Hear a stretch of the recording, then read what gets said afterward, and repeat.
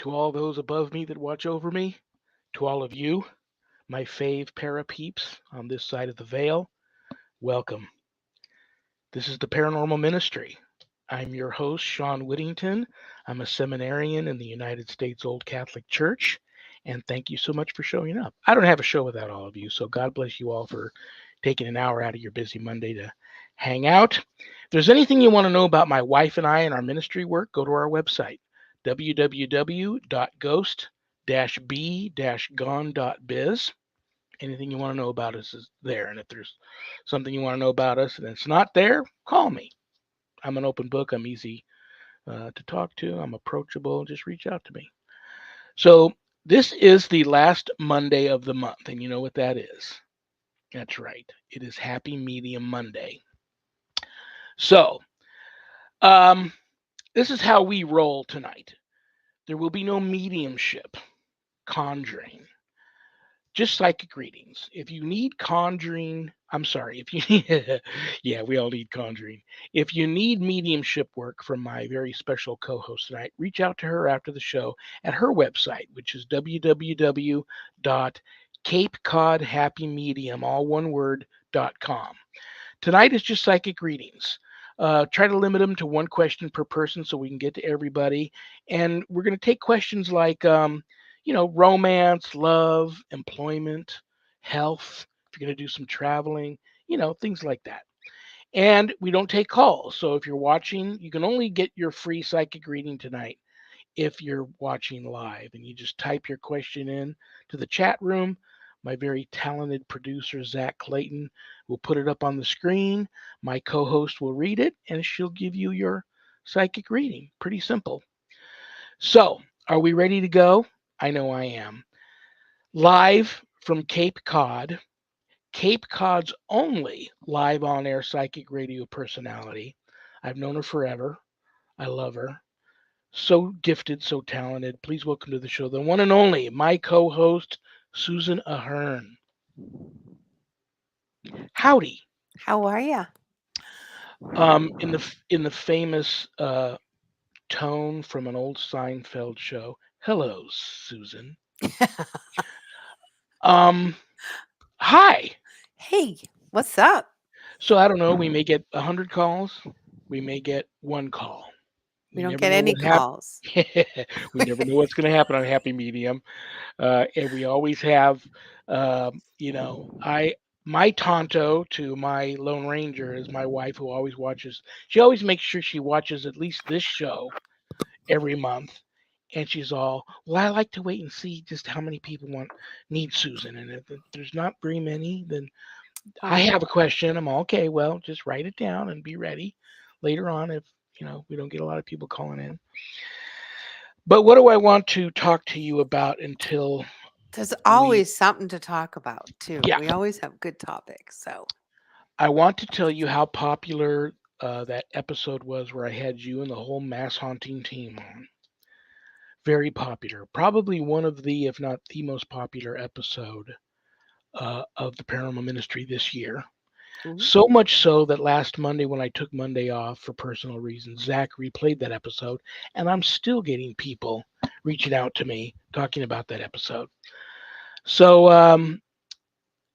give my best to the team. I plan to have you all back on again. That was quite a juggling act to get you all together at one time for that. And I probably will, I've had you on, I've had Daniel on. I'll probably reach out to the other team members one at a time, pull them on here because individually they're all such great people and cool to talk to. So, um, and I kind of, it's tough on a 1 hour show to do mediumship work. It takes a lot more. First of all, ghosts don't act on command. If someone calls you and needs you to talk to Aunt Betty because she just passed away, does she have a message for me? It takes a lot of time and energy for you to channel and reach out to spirit. And then those questions always lead to quite a few more. And then you end up, you know, uh, missing out on giving readings to some people that might um, really need some advice on something. But I know you are like a spirit magnet. So if there's any spirits floating around that say, "Oh, hi, just wanted you to know I'm here and I have a message for you," yada yada yada. Feel free to, I know how spirit are too. Feel free to Hmm. throw a message out from Yeah. spirit if that happens to you Okay. tonight. Um, Well, there's a spirit in the office. I didn't want to let anybody know in the office because I share the office with other people. So I didn't want to let them know that there was somebody around, looking around. And then my daughter told me that she goes, "Oh, the ghost is playing with the door," and I never mentioned it to her because I don't want to freak anybody out. And yeah, the ghost has been opening the door, and it's a punch key lock. So I don't know how he's doing. He's pretty good if that's because I can't even remember the number sometimes. And yeah, so there's something here in the building. It's attached to the land. So it's not actually the building, which people go, how does that work? So um, whatever was here before, because things have been here for a lot, well, not really New England, but out west, things have been out there for a long time. And we just have um, residual, whatever's residual on the land, whoever owned this land before has left something behind. It was very proud of this property, it feels like more of a caretaker type energy. He's kind of walking around kind of assessing, who am I? Why am I here? It feels a little confused, like like who are you?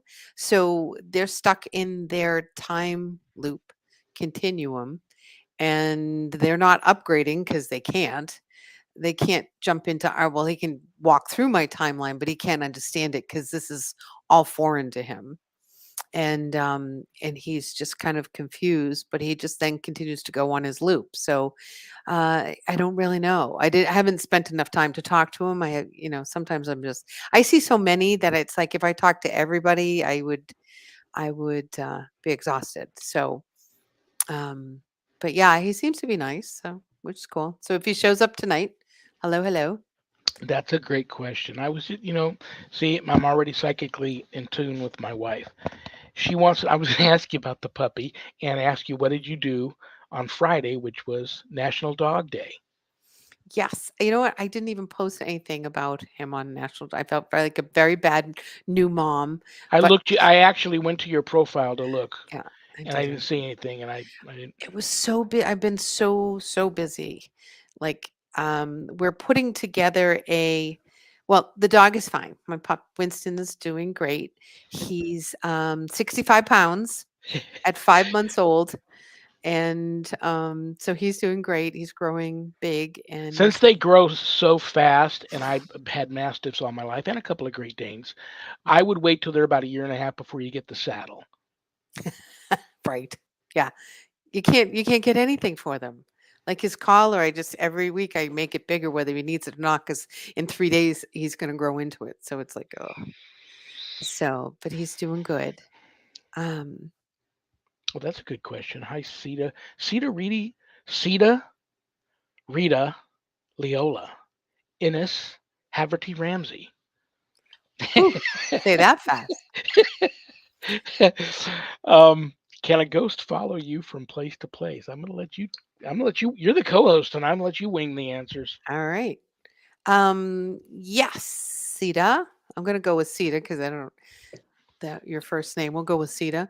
Um, yeah, they can follow you. So if you've had a house that had ghosts and you've moved, they can follow you there. If you work in a location that has spirits, energy, entities, they can follow you from that work and you can bring them home.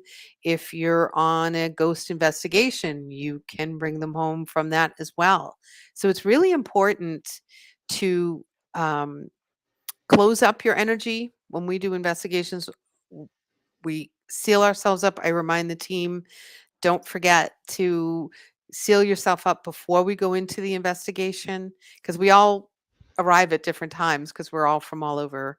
And so seal yourself up and then cleanse yourself when you leave. And And sometimes that's hard because you're exhausted. It's 3 o'clock in the morning and you forget that step. And when you forget that step and everybody else's, our energy's low, it's a perfect time for a ghost to come in, settle in, get comfortable. They love the energy, they love the light that we bring in. Um, and they'll find a little hole in your energy field and make their way in, get comfortable, and you can bring them back to your house. So yeah, that's totally possible. Thank you for that question. That was a cool question. Hi, Charles. Susan, will my journey speed up in the near future, such as finance? All right, let's look and see.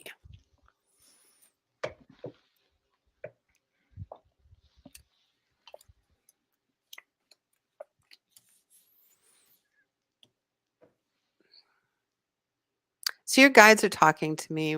They're kind of overseeing what's happening at the moment. They were saying that you have feel like you are personally on a pause, and I don't know if that's because you're afraid to move forward, or you're just in a place right now where um, you're making careful assessments. So either way, yes, you are going to move forward.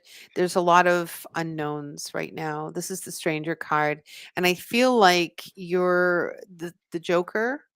This is the liar card that you're either not trusting. It doesn't necessarily mean liar, but you're just not trusting of something that's happening.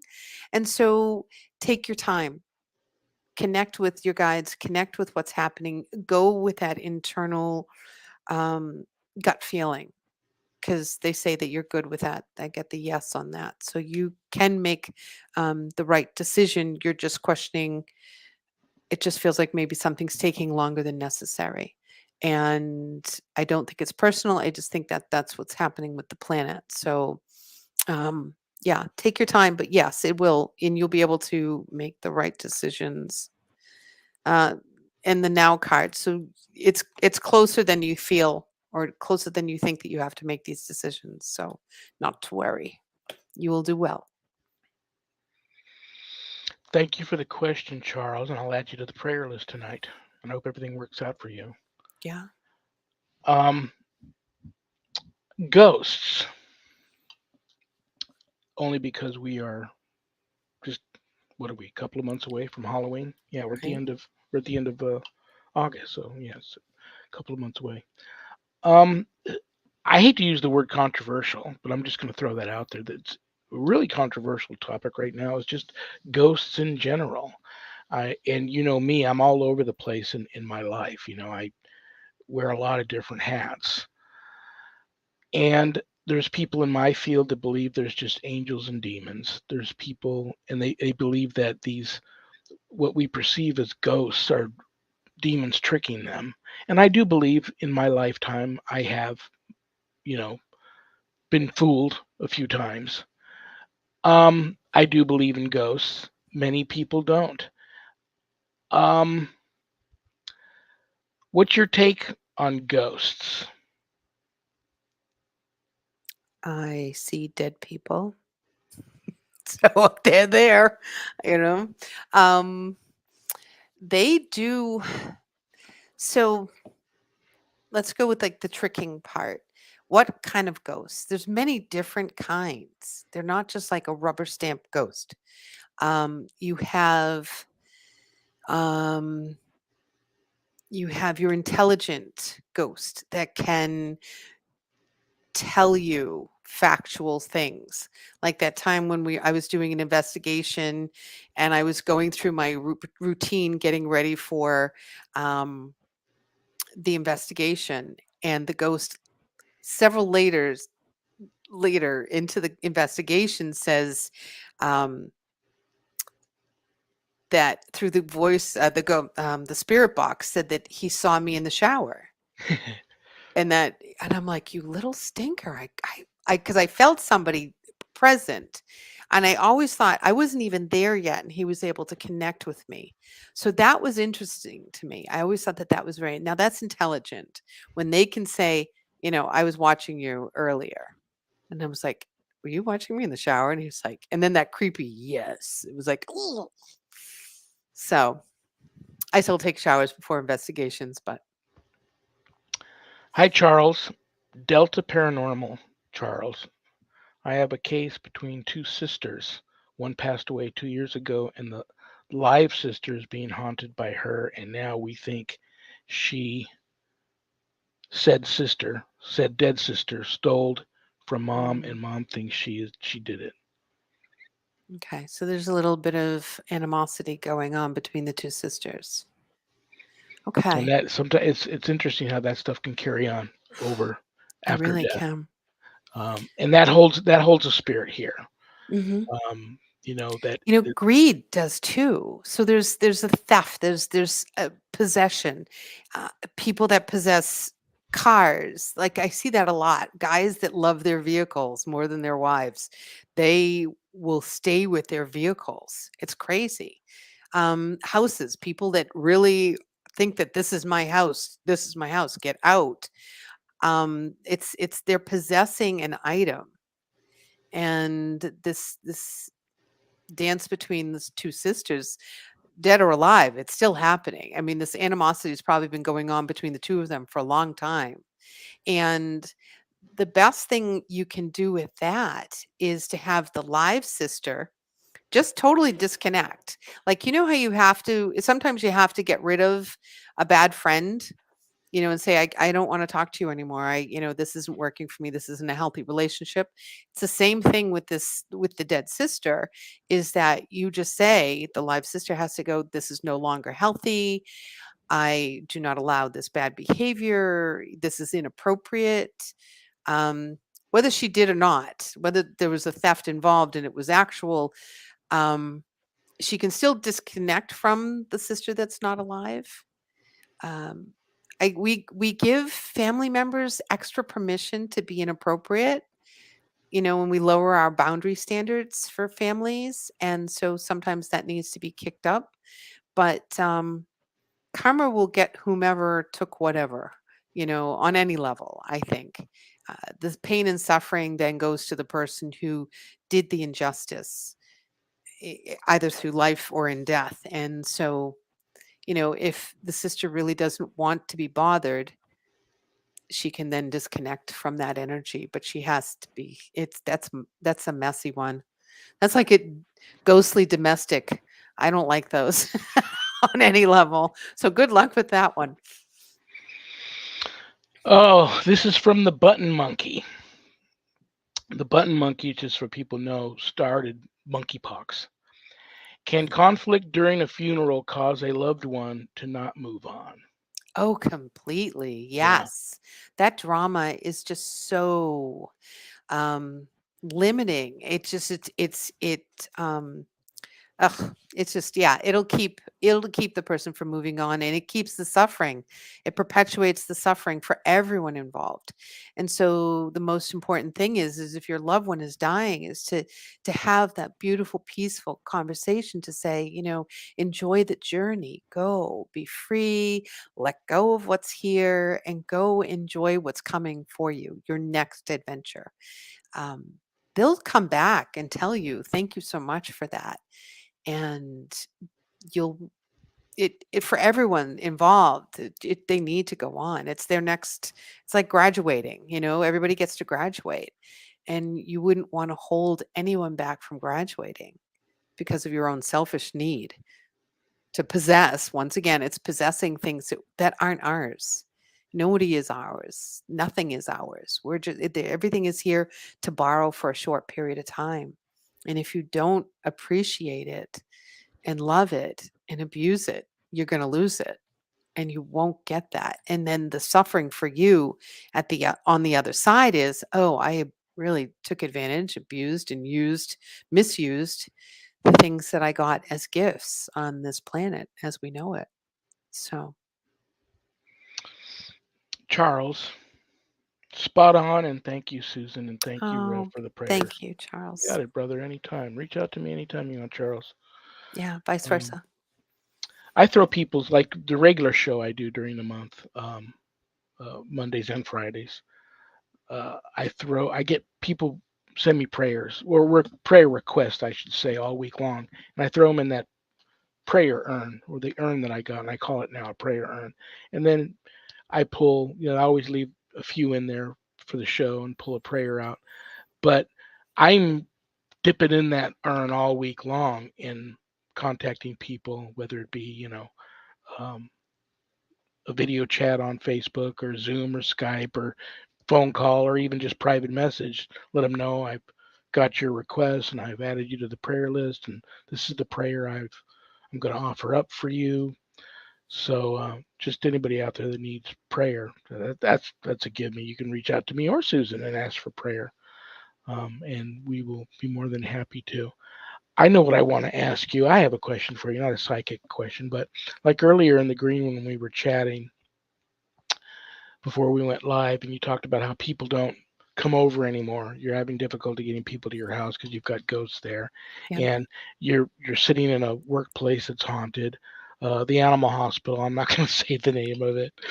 It's haunted. Everybody there knows that it's haunted, and they used to blame me. Well, they know my wife's extremely Mhm. sensitive spirit. She's a spirit magnet, and then Mhm. they know what I do, so they used to blame us for the hauntings there. Don't And we then get blamed for everything? yeah, Yeah. and so we're the original. It's not you, it's me. Yeah. People, Right. but um, then I had to remind everybody long before my wife and I came to work here, the owner of this clinic was having issues because he lived there.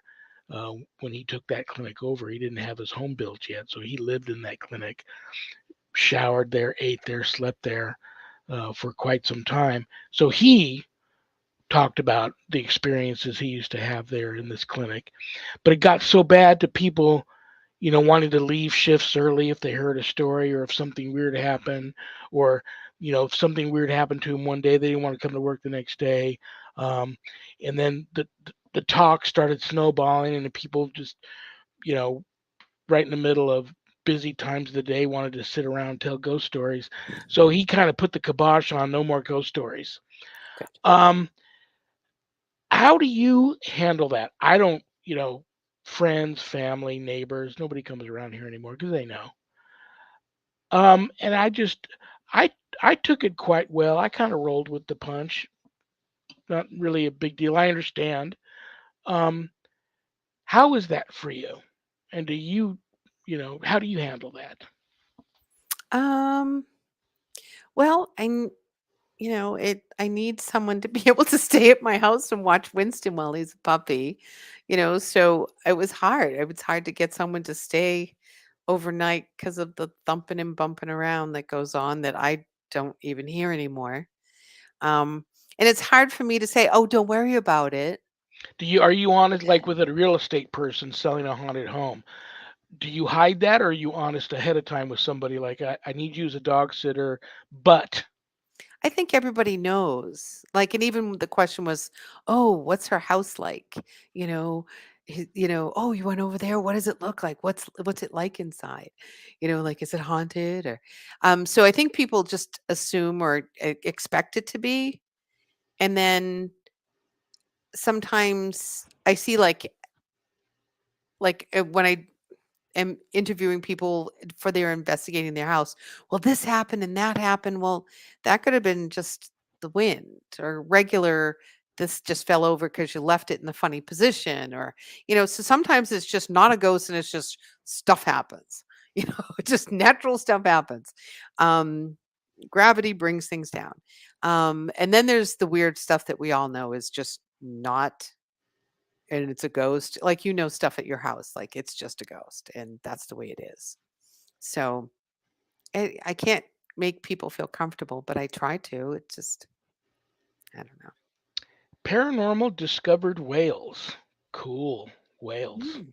My name is Barbara. Hi Barbara. Could do a could do with a prayer. I have a cancer procedure in the morning. Oh, yeah. Barbara, hold on.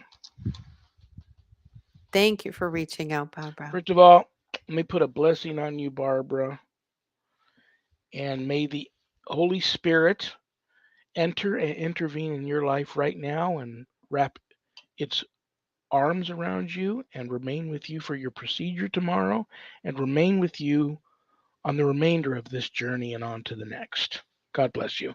And I'm going to write your name down right now, Barbara,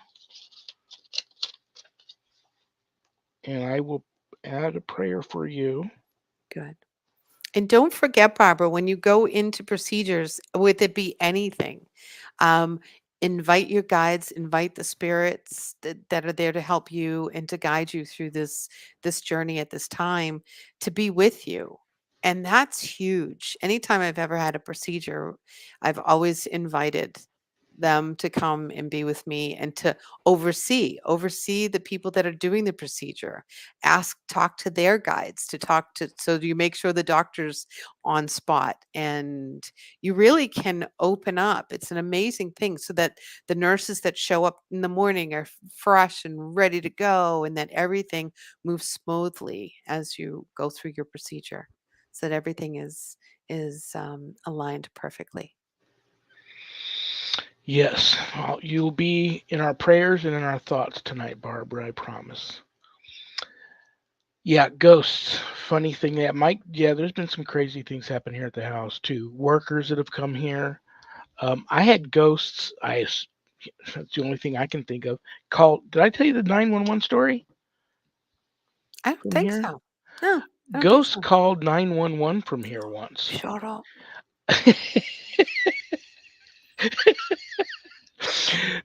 I don't know why. That's I my crazy to Sharon was me. working. This is when, first of all, Sharon's a workaholic, and Oh, you I think both are. I think at Hello. this time she had like 3 jobs, and she was a special usher at the MGM Grand. I'll finish the story later. Well, let's get to Charles. Hi, Charles. To me, ghost is just a name from my experience. They are called many things. They were jealous of each other, and she had dresses of hers that she knows she does not like. That's funny. Oh, you get your hands full, Charles. Yeah. I don't know, but definitely call me if you need a backup. But Charles, sounds you can bad. reach out to Susan after the show at www.capecodhappymedium.com. Yeah, you've got your handfuls there. But Mm, Sharon was out working at, I think she was working a concert. She was many years a special usher at the MGM Grand Hotel. She was mm, working a very concert cool. there, I believe. And I went to go say goodbye to some friends that were going back to England. I had 3 mastiffs at the time that were in the home, and I come home. I pull into my driveway, and here I am. I just get out of my car, and something doesn't feel right.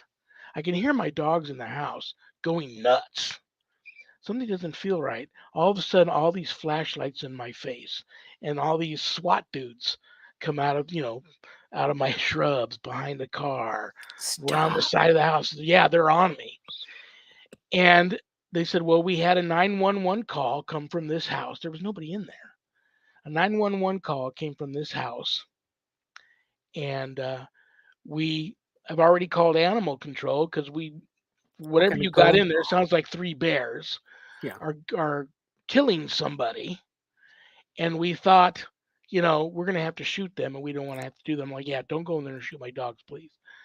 But what's going on here? I explained that I live there and that my wife's working, and I was out with some friends, and now I'm home, but there's nobody in the home but my dogs. Nobody could have called 911 from the house.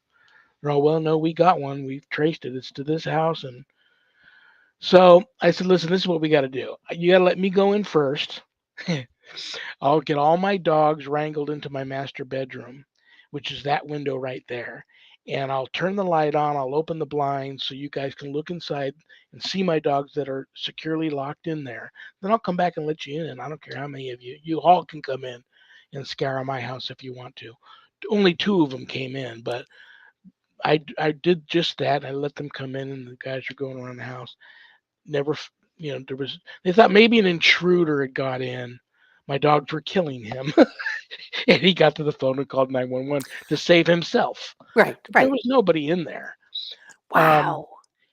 and so the guy, one of the cops, is in there, and he's looking around. He sees all my paranormal equipment. He sees, a couple of signs I have in there, "Ghost be gone," and yada yada yada. And he's all, what do you do? I just told him what I did. He goes, no, what do you? And I said, I'm a veterinary technician at an animal hospital. He goes, no, what do you really do? What's that stuff?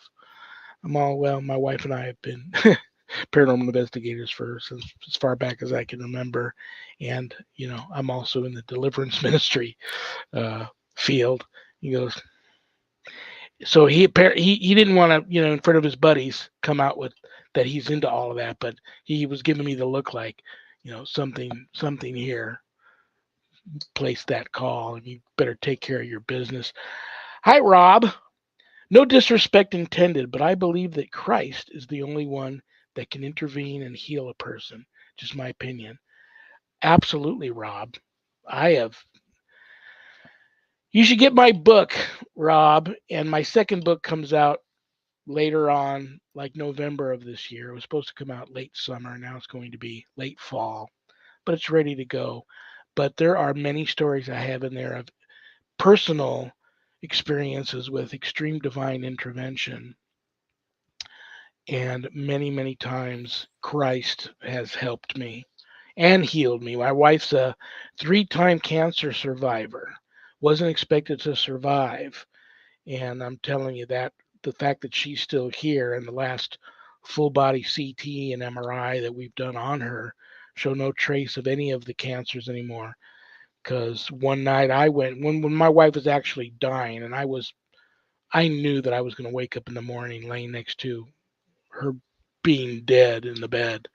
I snuck out and went to this all night prayer chapel around the corner, and I did something that my mother did before I was even born to ask for God to spare my father's life. He was on his deathbed, dying from an incurable disease in a Navy base hospital, and she crawled on her hands and knees in church all the way up to the altar and threw herself at the mercy of the court, if you will. I did the same thing that night and prayed for them to spare my wife's um, life. And at the time, I had left the field of deliverance ministry because I had come under attack a couple of times. I knew that my wife was a survivor of some extreme demonic attacks, so I did that. And when I came home that night, my phone was ringing. This is like 4 o'clock in the morning. My wife's sound asleep. My phone's ringing, so I answer it real quick. It was a friend of mine who I'd known him all my life since we were young kids, and I hadn't seen him in many, many years. But I knew he had moved to the East Coast and he was dying of advanced colon cancer. He was on his deathbed, just hours away from expiring, going on to heaven. He was an atheist, and he said on the phone to me, I needed to call you. He knew my wife was dying. He said, I wanted to call you to tell you that I just met God, and God wanted me to call you and tell you that Sharon's going to live and that you need to continue doing what you've been doing and fighting those responsible for what happened to her. So, I reached out to his family right away, letting him know that he found God at the very end, which, you know, they loved that. But he didn't lie to me, and I knew he wasn't lying to me, and I knew that he actually met God, and I had just talked to Jesus myself, and Sharon survived. So I agree with you 100%, Rob. And in my field, that's what it is. And I know you're a very spiritual person too, Susan. You're a. We argue on this. I always say like 7. You always say 5. But you are a many times over death survivor. I don't even like the term near death because if you die and you come back, you're a death survivor. You're not near death survivor, and you've had many of those. Um, so you have you've experienced your own divine intervention many times over, Right. and so would you like to add anything onto what Rob said? No, I think you covered it pretty good. And I like that people can come in and have their own opinion if they're willing to discuss it. I think that that's wonderful. I don't mind anyone's opinion. So yeah. I also want to add, Rob, that many people ask me all the time, call me up and ask me, I need you to come to my house right now. I know there's a demon in my house, and it might just be a ghost or whatever they have going on.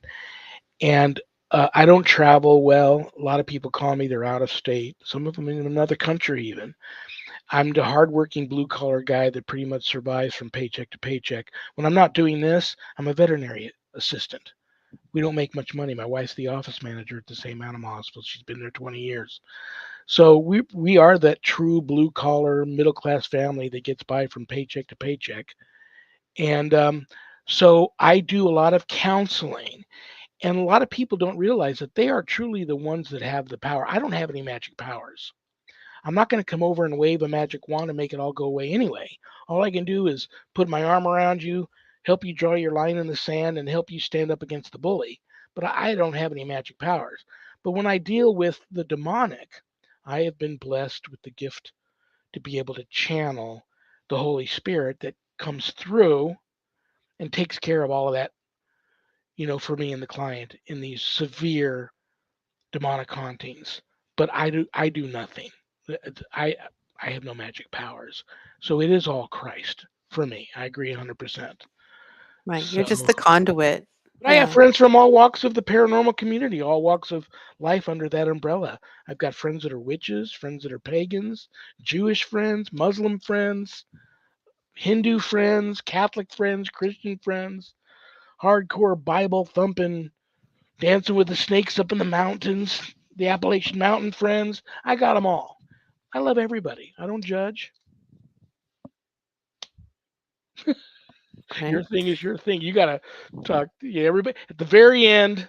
Trust me, at the very end of this journey, we all will talk to God, and then you could you can deal with it then. So I have a question for you. Do you think, going back to the 911 call from your house, do you think that that was a demonic setup? That I don't know. It's I have like so they could go in, shoot your their intention was to go shoot your dogs, thinking they were mauling someone inside. Say they go in, shoot your dogs. It's exactly what the demons in your house would have wanted. Totally, because they know how much you love your dogs, and they go for what you love.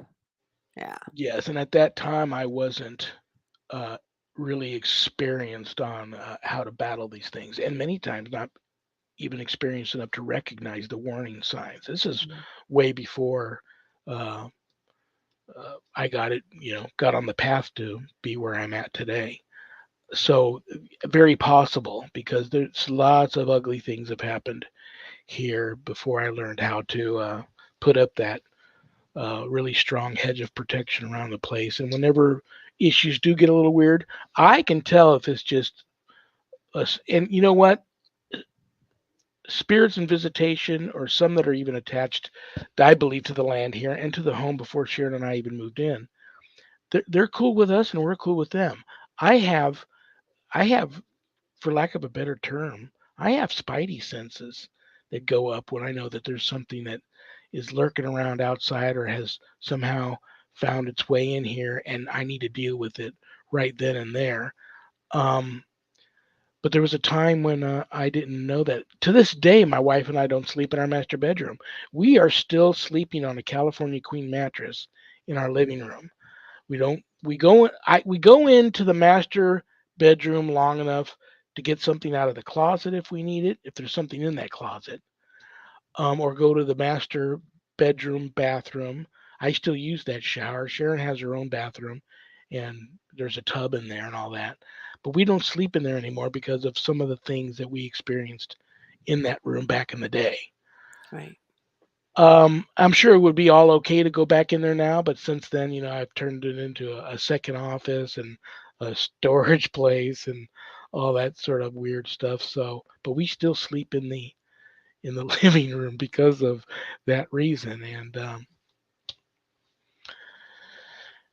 It does is your what it dog? Have you is. noticed if your new puppy has noticed the spirits in your house? They have. They've picked on him a little bit, and then I Oh have to yell at no! yeah. Oh I wake up, I hear no! this rummaging, and he's cowering in the corner, and I'm like, "Okay, not cool."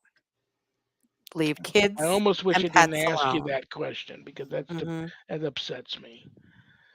Hi Jeff, how are you two doing from the goat from Ohio, the greatest of all time? I didn't know you were the greatest of all time, Jeff. I thought that wasn't that Brady? The goat.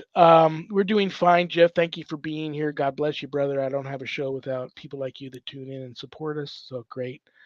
Hi, Charles. I've had two afterlife experiences and can tell everyone there is beautiful things to come for us. Yes, Sharon will tell you that too. Sharon has, you know, she died once of a severe asthma attack when she was much younger, crossed over, saw relatives and family members that had gone on before her, waving, beckoning her to come, and she heard the voice say, "It's not your time," and boom, she was sent back. And you too, Susan, um, can attest to this. And people don't want to come back. Almost get mad, Well, when you you know? make it to the other side, you're like, "Yes, I made it," you know? And then you're like, "What? What? I have to go back with what? I don't wanna go back with them. They are cray. You want me to go back there?" And you're like, "No." And then you do. They I was able to see what I was gonna miss, how much my presence was going to mess up a certain, rhythm that was already predestined, and I realized, "Oh, that's not okay. That's gonna mess up a lot of things." By an early exit. So take that into consideration when you have the option. But oh, what was I going to ask you? Oh, it was about the dog. Yeah, No, I no, don't like that either. You really, no. I drew a line with that. It was like that's not cool because they do run around at that certain time, and um, it just is. The veil is just so thin, and it's hard to say exactly who it is and what's happening. So, I don't know. I just ignore it, and if it really makes me mad, then I get up there and I yell and scold them. "If I have to come out there, you're in trouble." So, yeah. Poor little guy, I know Winston. it. Poor little one. So I I'll bring say, him to my room and I let him sleep there, but I don't want him to get comfortable because he snores, and I sleep so lightly that I'm like, oh, you're done. You're a goner. "Oh, If they're snoring at 6 months, I it's hate like sawing a tree down when they're it." 4, 5, and they get mastiff type breeds and Great Danes get gassy. They So are, that is a yeah, thing. I didn't realize that was a thing. Rob, I know I have Oh. spirits in my home and it freaks out my dogs. Yeah, my dogs well, I only have one left now. She's accustomed to it. Like she sees that apparition of Sharon sees the apparition of me, which turns into the apparition of the child that I have a picture of in my first book. And as that spirit walks through the house, my dog watches it, but she doesn't get freaked out. And I have other spirit animals here, and she sees them. And when it's a spirit animal, her tail will wag, and she Mhm. get the little. Do you want to play, or are you just going to float through? Oh, you're floating through. Okay, Right. so it is what it is. I think they learn, they adapt. Like, even with, like, my grandkids, they adapt. They realize, "Oh, this is just the way this is here." And then they know they get comfortable unless it's something mean, but then you're gonna feel that it's a negative something that's in the house, and then I put a kibosh to that right away. So, yeah. Even If somebody's not like you or I, and it does freak them out to have these spirits in visitation, even if they're harmless, Mhm. then would you recommend? This is a two-part question. Would you recommend they do something to try and get these spirits to move on, make a deal with them, and if disembodied human spirits hang around, some theorists feel they become after a long period of time, it it's the hurt and the unhappiness of being their here personal present. suffering, They so to turn malevolent. Oh, no. Well, it's like any I think that they're people. They used to be people. So they're you're not gonna be able to convince anybody on this plane that how to end their suffering if they wanna suffer, right? You can't do that. We can't change anyone's mind. We can suggest, we can show them the light, I can't make anybody go there, but I can show them that light and I can go, "Okay, go now." Like we coax them to go, but we can't make them go to the light. And if they don't want to, they don't want to. And that's it. And so then they perpetuate their own. I don't think they amp up and get nasty the longer they're here. I don't think that's it because I've seen a lot of um some of the ships, the captains' wives hang out a lot. There was a lot of sorrow, suffering, illness in the New England area, and waiting for a loved one to come home left a lot of um, emotional energy, and they kind of still are waiting. But I don't see them being nasty as they're waiting, and it's been 300 years. I'm not seeing that. I'm just seeing that they're still suffering, they don't have to. And I think once you explain to them that they don't have to, they're like, "Oh, really? I can go?" I'm like, "Yeah, there, I'll help you go." They usually don't know, and I don't understand why they don't know. It just wasn't a concept until you explain it to them.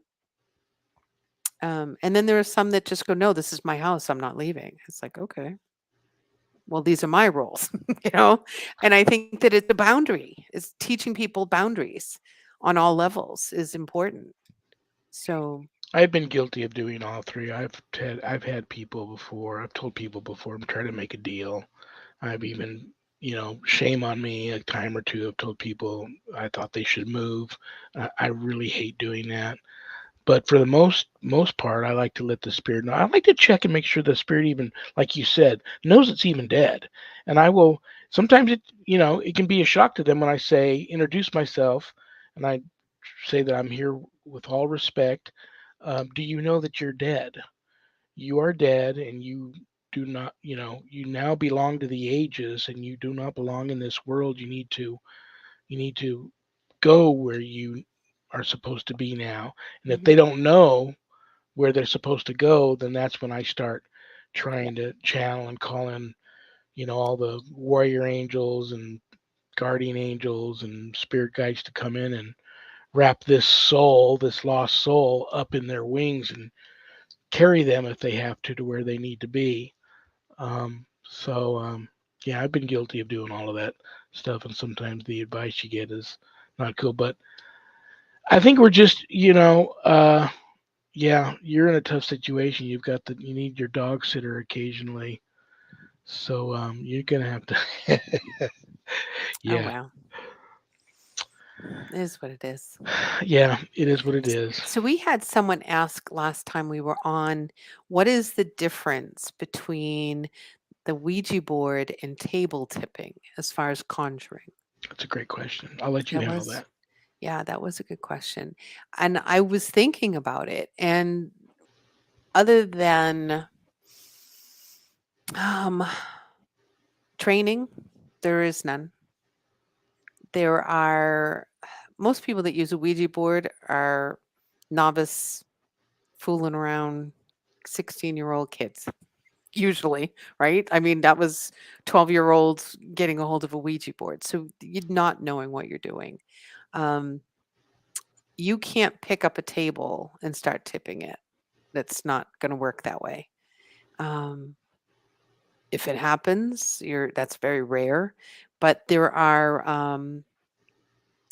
like I have a everyone will get a table tipping guide, and that guide helps with. So there's a lot of process um, that goes along with tipping a table. It just doesn't. You just don't pick up any table and make it move. There's there's a safety net involved and a power protection and making a connection and then practicing that connection. You're not a good table tipper the first time around. It takes practice, and so you make practice making that connection. There's trust between you and the guide on the other side that helps these souls come through to the table for their highest good and for my highest good or anyone else at the table. And they also Archangel Michael is there to make sure no shenanigans goes on. And sometimes something less than um, um, what's the word, I don't want to say less than perfect because that's not the word. It just less than Something a little lower vibrational, a little Thank you. mischievous. Perfect. Yes, will slide its way through. And you can tell because you're like, wait a minute, wait a minute, wait a minute, what's happening here? So that happened the last time I table tipped with this wonderful woman that also tips. And she was, I had trained her and she had trained with other people. So she's very trained. But while we were tipping, something less than of higher vibration came through and gave us false information. And we've tried now 3 times to get back to tip again together, and something keeps coming up, and this time she got COVID. So a prayer out to her as well, please. And I will give you her name off Yes, camera, but please do. I'll add her yeah, to. I'll add her with Barbara and put her on yeah. them both on the list tonight. Yeah, she's lovely, lovely woman. And so we're trying to get to the bottom of it, and it's interesting how something keeps blocking us. So that makes me believe that there was more of a negative, mischievous entity behind that. So, but anyways, so if you had $1.2 million, would you buy the Conjuring house? I was just about to reach over here and talk about a couple of locations, so you're already tapping into my energy here. Would I buy the Conjuring house? Um, Not if that's all the money I had left. You already have a Conjuring house right there where you're sitting in it. You don't need another one. uh, probably not. I think I don't know why. My answer is probably not.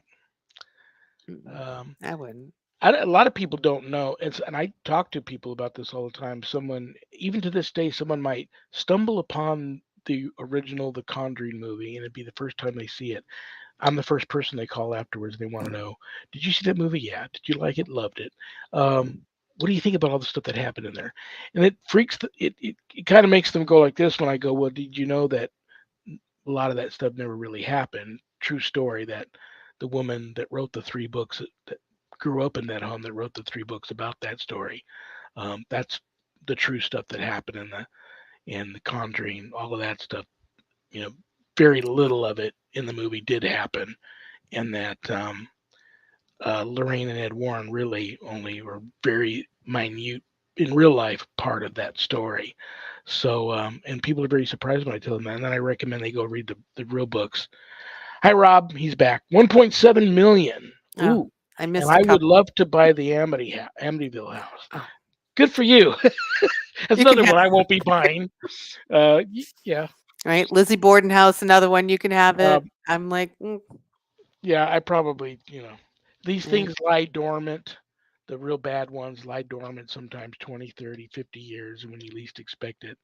And then everybody around you, your family and your animals and neighbors and friends, sometimes something about you kicks these things off and then everybody's in danger. Isn't But I that want to, interesting? here's Yeah. the list, this list here, and I know you live by there. One of the latest, very reputable, most haunted locations in America list came out. And in the top 5 are 2 locations in Salem. Interesting. One is the House of Seven Gables. Oh, the House of Seven Gables. Yeah. I've never been in there. Oh, well, you got to go now. Halloween's Now I just around the have to. corner. And Oh, the I other one is I am not going on Halloween. That is Salem, the Witch Massachusetts, and Hunt Halloween. Oh, Village. what? The Witch Hunt Village in Salem. Witch Hunt Village? Yeah, in Salem. Don't know where that is either in Salem. Well, Halloween's just around the corner. Okay. And, What else is on that list? oh, let's see. Well, it's Your funny that. house. Coming into number 3. Mm. Well, a couple of places I've been to. Okay. One is they got the Psycho House, the real Psycho House where Ed Gein lived, and I didn't know you could go there. So, who wants to go and visit and do an investigation at Ed Gein's home? That's creepy. The other one is the Dakota. The Dakota in New York City is one of the oldest huge apartment buildings in New York. Um, John Lennon lived there. He was murdered right out in front of that hotel. Oh, okay. Rosemary's Baby was filmed there. Oh. Um, Very, very, very off the charts haunted. I don't think you can just go in there and investigate, but people live there, so you can't even get a room and stay there. You got to live there, and I guess there's been famous people that have applied when an opening shows up. There have been people that have applied to live there that have been turned down. That's how exclusive it is to get in this place. Hi, Samantha. She says, "Will a ghost stop scaring you if you are nice to it?" All right. So what You got is 5 minutes left. I'll let you handle that all one. right, here we go. What is scaring you about what they're doing? Is it a noise? Is it something? Because if you know that it's there and you almost make it as if it were human, right? And you heard the noise, would that scare you? So probably not. But if they're opening and closing stuff, just I just think of it as like a human person, just like, okay, well, if you're going to open it, make sure you close it. Like, don't make work for me. That's the way I look at it. Like, I am tired enough. Do not make work for me. If you're gonna run around at night, make sure it's clean in the morning. Like, I don't care what you do. Just don't bother me. Don't ruin my sleep and clean up after yourself. Because then I get mad. So turn the tables. Don't be afraid. Don't give it fear. Don't It fear is it. funny how they do feed off the fear. I know that's a Oh, they cliche love term fear. people throw around, but they really feed on that. Yeah, it's okay to draw boundaries and talk to them and say, "Hey, I or ask them, "What are you doing? What do you want?" Half of that is communication. They're making a noise, so you stop to look. And if you stop to look and then run away, then they're like, "Oh, well, that didn't work. Maybe I'll do something bigger." you know? And so stop and ask it, "Is there something you need? How can I help you? What do you want?" Don't assume that they're suffering. They may not be suffering. It may be your grandmother just wants to say hi. You may have really active people that you've lost recently that like to come through. Yeah, be friends with them, Samantha. You'll enjoy it. They actually tend to be Thank you, helpful. Samantha. Thank you for the question. Well, that's the five on the top of this list: Heaven, Okay. House of the Seven Gables, Mhm. Alcatraz, the Ooh, that I'd Dakota, love to go to yeah, the Alcatraz. Dakota in New York City, the Psycho House, and the Witch Mhm. Hunt Village in Salem. And Okay. Alcatraz was the place on that list that I went to. And here was my great plan in the just a couple of minutes I have left. Me and my friend planned on, he wasn't going to stay, but we took a boat out there. We took the whole tour. The plan was to just avoid everybody until the very end of the day, and we knew the very last boat was leaving to take whoever was on the island back to San Francisco, and I was going to hide and not take that boat. And then I was just going to be on the island by myself that night. And I You're wanted to go up. crazy. Yeah, I wanted to go up to the infirmary, which they had roped off because recently, before that visit, Mhm. activity was so off the charts up there that they had roped that area off. So I was going to go up there. But I'm here to tell, and I almost made it. I mean, everybody was boarding that boat. No one knew I was there. I had hid from the docents. I got to that staircase leading up to the infirmary, Mhm. and I got hit with a feeling like I I had never been hit with before, and just I didn't I can't remember ever not wanting to get out of a place that bad, Wow. and I actually ran out of there. Didn't pee or poop in my pants, which I've done before, but I ran out of there, and my friend was laughing at me when I came down. The docents were like, "Where'd you come from?" I'm all, I had to go to the bathroom and got lost, and yeah, I'm leaving. And I got on that boat and then I left and I chickened out and didn't stay the night by myself on Alcatraz, but I didn't Yeah. stay. No. Oh my gosh, that would have been horrible. I love you. Love you too. Give your dog a big hug and a kiss for me. I will. And What's this our was next date? Do we even know? Well, last Monday of yeah. every month. Well, you and I, the last Monday of next month is September September. 26th, but the last Monday in October is of all nights Halloween. You have an event that night, so we will not be doing Happy Meeting Monday, but I'll be here, whether I'm by myself telling ghost stories or taking people's ghost stories and having them type in their story and sharing it, or maybe I That'd will. be I fun. will be here Halloween, All but right. I love you. Have a great. This is Thank nice you.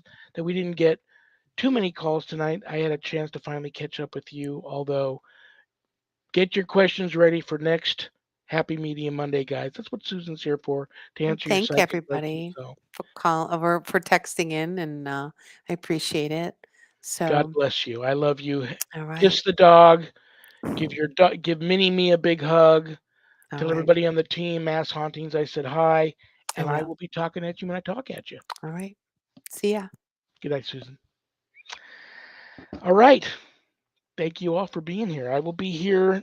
Oh, no, I won't. This coming Friday and next Monday, I won't be here. I'm taking a long holiday weekend. Why, Reb? You going anywhere? No, because I'm broke and I can't afford to go anywhere. But it is a long holiday weekend, so happy Labor Day to everybody. But it's also my 20th wedding anniversary. I know, right? That's divine intervention? That's Jesus.